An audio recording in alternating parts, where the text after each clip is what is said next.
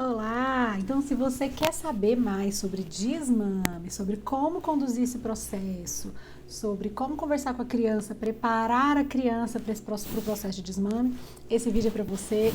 Vem comigo!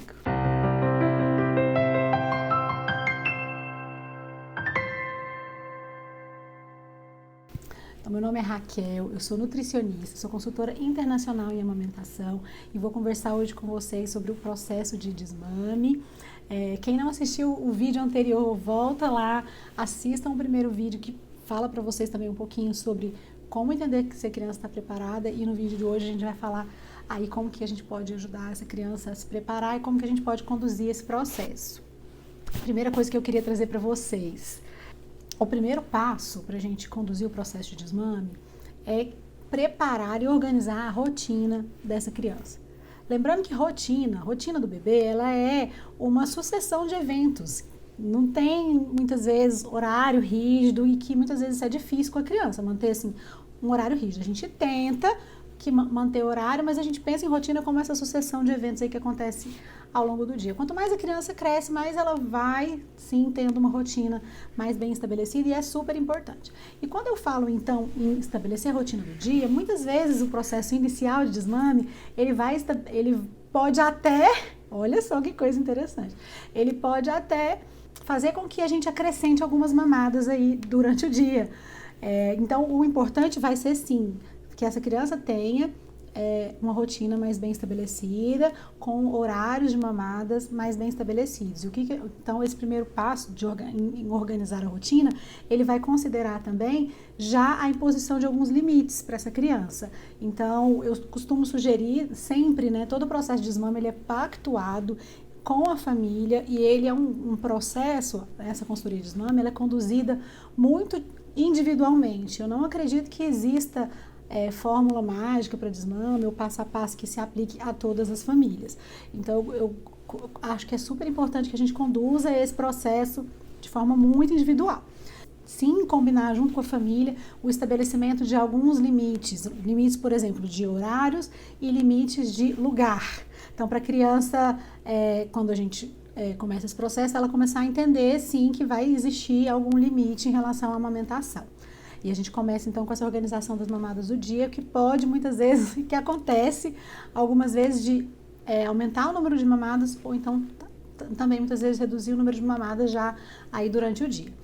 Aí, a segunda fase, eu acho importante aí nesse processo, também, como eu já disse, é individual também, né? Mas a minha sugestão é, nessa segunda fase, organizou o dia, fazer a retirada das mamadas da noite. Sempre entendendo que o desmame, ele não é um processo de linha reta. Ele acontece muito assim, vai e volta. A gente às vezes tem uma evolução no processo de desmame, e tem depois um neném que fica doente, um dentinho às vezes que nasce, e que pode sim ter algumas interferências aí na linearidade desse processo. Então, ele não é um processo linear, que sim um processo flexível.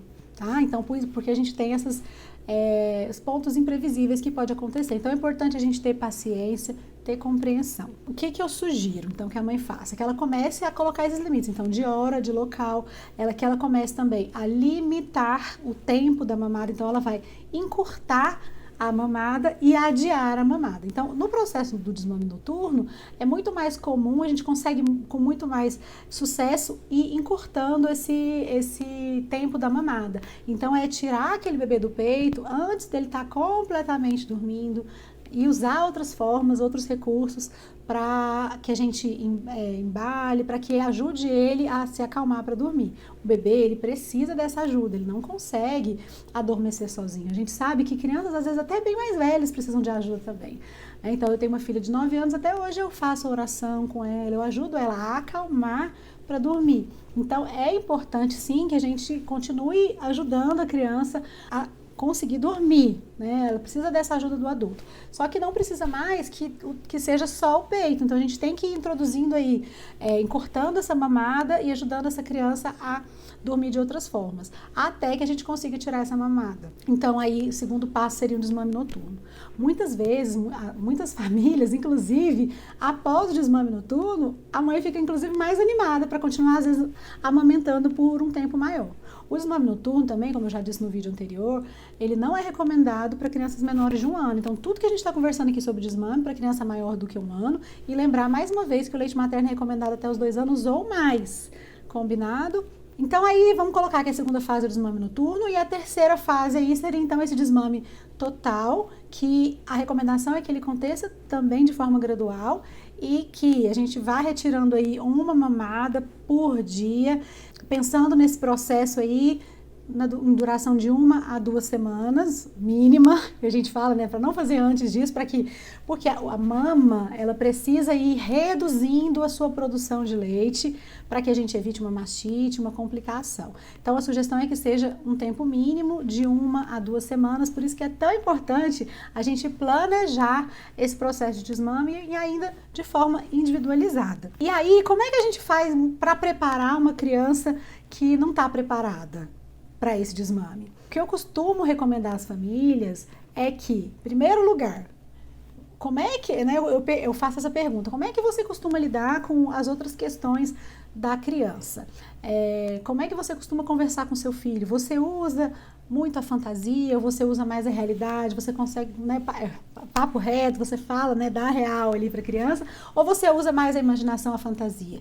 Porque vai depender da forma como a família costuma lidar com a criança.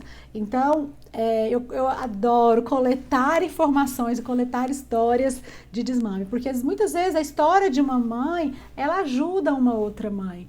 Então, eu costumo sugerir, né, e contar algumas histórias também, para a gente poder criar esse modo único aí de conduzir o desmame, de preparar essa criança. Mas é importante a gente se atentar a um fato.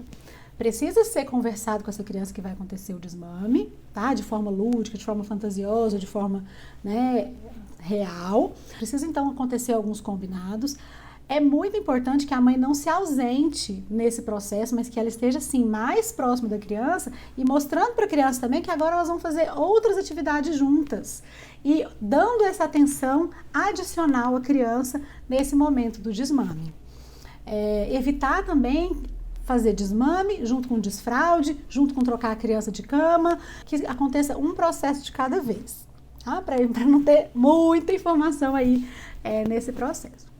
E eu acho que é isso, assim, eu quero me deixar aqui também à disposição, se vocês tiverem dúvidas, comentários, gostaram do conteúdo, manda para outras pessoas que têm bebê aí nessa fase e, claro, estou aqui à disposição para ajudar vocês e até o próximo vídeo. Tchau, tchau!